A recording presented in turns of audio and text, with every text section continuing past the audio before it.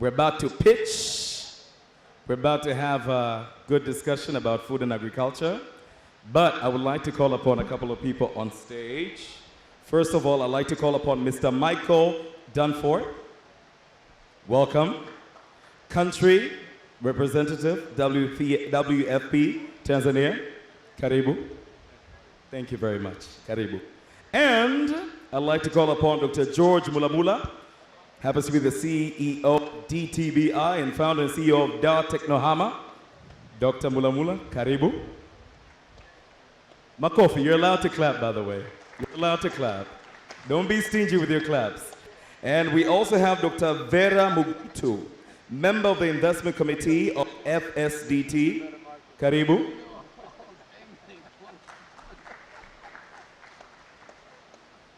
And Mr. Agapiti Manday. Karibu. Now he's the lead for Data for Local Impact and co-founder of Tanzania Data Lab. And last but not least, we also have the moderator, Ms. Elizabeth Mwambulukutu. She happens to be a communications monitoring evaluation specialist for the USAID-funded Aspires project. Now this is going to be a good discussion as well, just like the first one that we had. Now this one happens or also involves pitching as well. So are you guys going to be hard to these guys when it come to pitch? Are you going to be doing the judging? Not you guys? I'm glad. Okay. So we start with the conversation. Thank you. Karibu. Thank you. Good afternoon, everyone. As introduced, my name is Elizabeth Mwambulukutu, and it's a great pleasure to be here with you all. It's also quite inspiring to be surrounded by such innovative minds that are working in the space of agriculture and food security, as well as other sectors from across a number of countries in Africa. Now, without further ado, I would like to welcome Mr. Michael Dunford from WFP, who will be giving us a snippet of what WFP is doing in Tanzania. Welcome. Thanks very much, and good afternoon, everybody. A couple of years ago, the Sustainable Development Goals were launched, and SDG 2 effectively equates to zero hunger. We're trying to achieve zero hunger. Today, however, over 800 million people go to bed hungry every night, effectively 1 in 9 of the world's population. In Tanzania, even, a food surplus country, we know that 34% of children are malnourished, are stunted, 58% of women are anemic. So despite the fact that we have set this ambitious target, today we are somewhat far away from achieving it. So what we in WFP are doing in Tanzania is working with the government, supporting over 500,000 people through nutrition programs, agricultural programs, support to agriculture, to the refugees, and also social protection. But one of the most exciting things that we've done in our strategy is to launch an innovations outcome. How can we tap into innovations that are happening either here in Tanzania or elsewhere in East Africa to support this ambition to achieve zero hunger in Tanzania and around the world? Thanks. Thank you, Mr. Dunford. I think it's very obvious that food security is something that's urgent in not only Tanzania, but Africa at large. It's an important topic in the sense that it cannot wait until tomorrow. One of the UN reports says that by the year 2050, over half of Africa's population will be based in Africa. This calls for more food on a lot of our tables, so more people need to be fed. And I'd like to commend WFP's work in Tanzania in reaching over 500,000 people and making their lives better. So I'm quite excited now to move over to the next part of our discussion, where I'll be, with the help of my distinguished panelists, be connecting the dots between agriculture and innovation, looking forward to the future. Now, I'd like to get started with Dr. George Mulamula. Dr. Mulamula, I'd like you to tie the whole aspect of innovation to well-being. Given your experience, or drawing from your experience, what more do you think can be done to stimulate innovation, keeping in mind partnerships that are evolving in Tanzania with the government, development partners such as WFP, and the civil society? Hello, hello, testing, testing. 1, 2, 3. Are you sleeping? You're awake, eh? You can hear me, eh? I'm not singing, I'm sorry. The mic was the problem. You guys look as if you didn't have lunch, you're still hungry. The moderator is surprised at what I'm saying. It's mindset. The dots are connected through mindset. So the question is, what is mindset? Innovation, okay, requires you to sit down and come up with creative ideas. A colleague from IBM gave us the definition of innovation this morning, but he gave it from the context of the Western approach to what innovation did and gave us examples of the pen and the car and so forth. Let me tell you what innovation is that will make things work, startups grow in the agricultural sector and other sectors. A friend of mine came down from the West, and he said he wanted to open up a tool shed shop and sell seeds to farmers here. And he was in an area where he'd done some market analysis and saw that there was a need for that. So he did that. He opened this, I think he called it Jameson's seed shop. And then after 4 months, people were saying the business he was doing was very good. So somebody came to his left and opened up a shop, selling seeds and same thing. His business went down. And then after another couple of months, somebody else opened up to his right. So he was sandwiched between two people and his business was going down. Do you know what he did? He took down that sign that said Jameson Seed Company and put up a sign that said entrance. If you don't get it, I'm sorry. So now, what I'm trying to say is this. The mindset that is required to think out of the box so that you can get your innovations to be scaled up and get partners to come in and partner with you is very, very important. And this is a role that we do at DTBI. We tend to sit down with, from the ideation stage all the way up to the company stage, whereby we work with youth, we work with women, we work with gender, even older people who have ideas in the agricultural sector. How do you nourish your idea? How do you take your idea forward so that it will make a difference? It will be scaled up. It will go to market. You will get your customers. And how do you get access to finance and have those business development tools, messages that you want to get done? The other part of that, once you have an idea which is solid, is to get the partner. So partner like WFP, and partners like MCC, you know, and PEPFAR, and partners like the TDIA project. We're working with the Danish embassy. These are the key tools that add on to that idea that one has in the agriculture sector to move forward and make a difference. And in this case, I think we partnered with WFP to work on what we call come up with innovative solutions to address zero hunger agenda by 2030. What innovations can we come up in Tanzania? That's just one example that is there.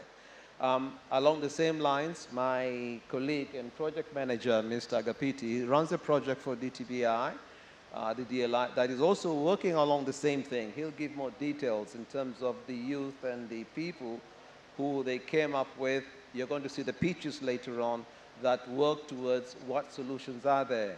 And it's very, very important that we grow our own homegrown solutions to our challenges that we have. That way, they've got greater impact and they really solve the problems that we have.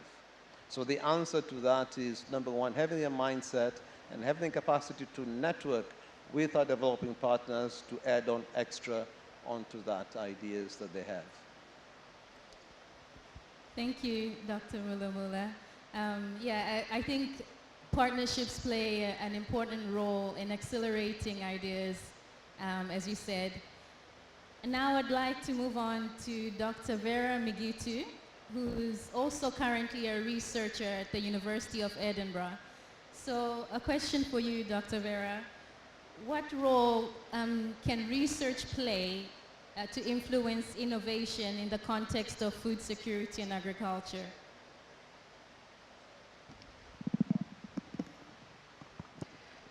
Thank you very much. And before I talk about the role of agriculture, I want to emphasize on the mindset that we need to find solutions, or we need to find interventions that can change the current mindset. It is so difficult to upgrade routines in the agricultural sector with the current mind among the society, among the civil servants, and among the private sector. And in terms of innovations which are in the agricultural sector right now, it's very important that we remind ourselves that things have changed, that the population is growing, and OECD, the UNFPA estimates that there will be 9 billion people in 2050, and this means more food will be needed, and at the same time, we need to deal with the challenges of climate change. We need to have technologies that use less water, produce more food on a smaller piece of land. We also need to produce more food and be able to distribute it. So the question of food security is no longer how much you can produce for yourself, but how much you can gather for yourself. So it means we need technologies that improve production in terms of producing more with less resources. We need technologies to minimize post-harvest losses so that all what we produce can be used. We also need technologies to ensure food safety in terms of maybe antibiotics or any other hazards in the food. We also need technologies that reduce transaction cost, that food can be distributed to everybody and still be affordable. We need to have technologies that can store food for a longer time, technologies that address seasonality, that you produce maize maybe in July, but you can still consume it throughout the year. Now, how these technologies can be developed and how can the technologies be adapted or adopted, and how these technologies can be put to use is the question of another type of innovation. So we need science that can inform us on how to arrive at solutions which solve the challenges that I mentioned, but at the same time, we need organizational solutions, how to handle food, how to handle how to distribute food, and how to increase the shelf life of food. We also need to think around increasing specialization. Having everybody doing everything is difficult. So we need, because with the current distribution patterns, we need volumes so that we lower transaction cost. So we also need to think in terms of organizational innovations that will bring solutions to the current problems that we have. Now, what is the role of research?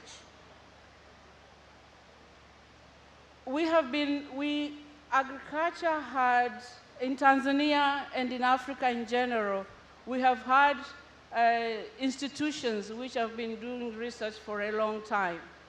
But still, our agricultural sector is underperforming. And the question is whether we are doing the right research, or maybe we have wrong institutional arrangements to do research. Many times the issue has been on financing. But I will say we need to, before we even think how to finance agricultural research, we have to look at how agricultural research is organized and the role it is playing. We need to have research institutions which create a body of language, a body of knowledge which is relevant to Tanzania, which is relevant to our communities, which is relevant to our farmers. So the role of research is actually to produce knowledge which can be turned into solutions and which are relevant to our communities. We also need, another role of research is actually to inform on how existing technologies can be adopted or can be adapted. What I will say, we don't have to invent wheels. We also be ready to learn what has worked elsewhere and work to adapt, and that is part of research. We also need evidence on how agriculture can be organized and how food can be distributed. What I wish to highlight very quickly is whether we believe in our research institutions in Tanzania.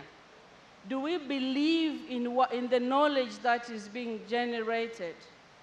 If not, then we have to go back to the drawing board and try to build these institutions in the manner that they will be able to generate the knowledge that we can use and give the evidence that the private sector needs, the evidence that investors need, and the evidence that policymakers need.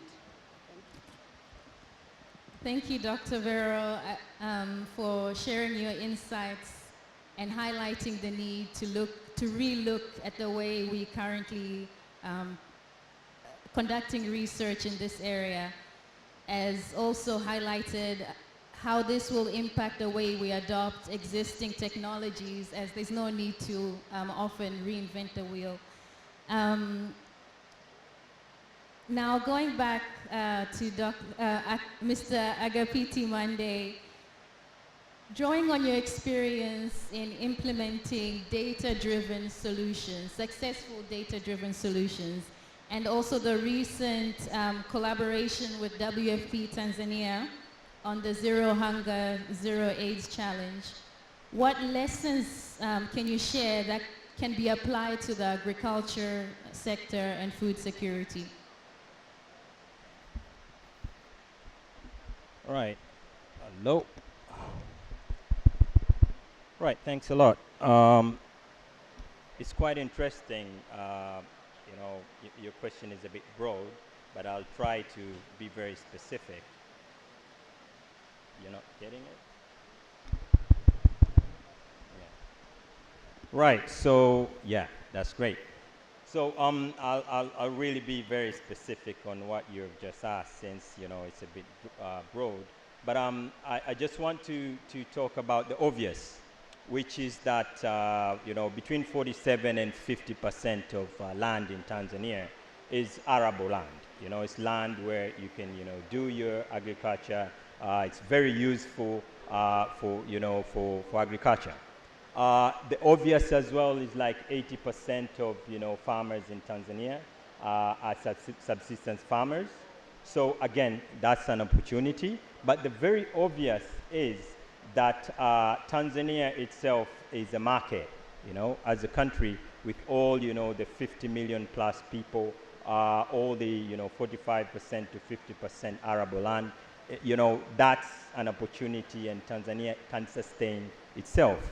Now, coming to, you know, the innovations, really, we have been, you know, related to various innovations related to, for instance, the e-agriculture extension services, you know, whereabouts, you know, some good innovators have come up with ideas to make sure that the knowledge transfer, you know, the education is extended to the farmers, you know, as far as, you know, northern, western, eastern Tanzania. But as well the GPS positioning innovations, you know, to make sure that, you know, where to know where exactly the land is, water bodies are, you know, road paths are within the farming areas. But that hasn't been only, you know, part of what has been done. Currently, you know, the new kid on the block has been, you know, drones. You know, drones for disaster management, you know, for making sure that they're measuring the soils, you know, moisture and other things, very scientific. Now, all these innovations have come about in a time where the funders, you know, various donors are very much excited to put a hand and contribute to the economy of Tanzania, whether through the government or the private sector. You know, innovations to do with apps, which currently have been seen as, you know, a normal thing, but in the Tanzania ecosystem, it's not normal. Whereabouts, you know, a farmer can be able to access, you know, the markets online, you know, to get information about weather, to get information about what exactly is going on around the country. It's not something which is, you know, quite usual. But as what I, you know, I started to say, these are the obvious, you know. Moving forward, we have to encourage a lot of research, you know, in the country.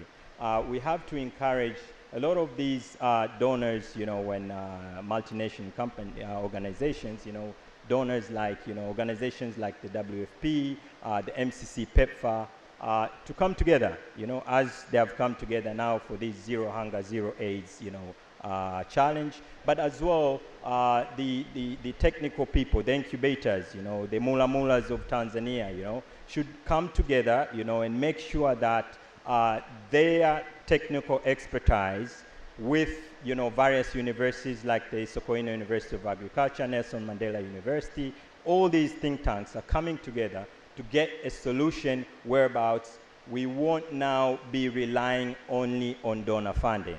Because since most of the innovations which are currently, you know, in Tanzania and I could say East Africa or Africa, somewhere, somehow, the seed funding has come from, you know, other countries, you know.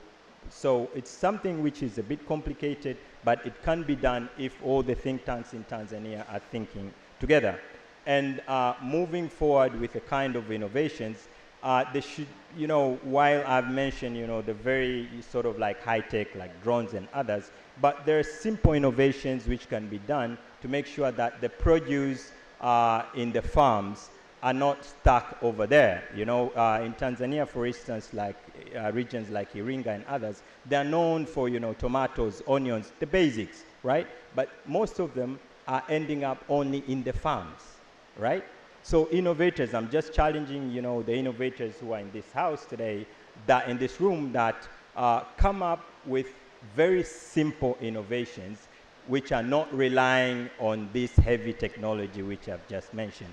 And once that is done, you know, for the future generations, for the next 50 to 100 years, the innovations which are coming from Tanzania will be sustainable.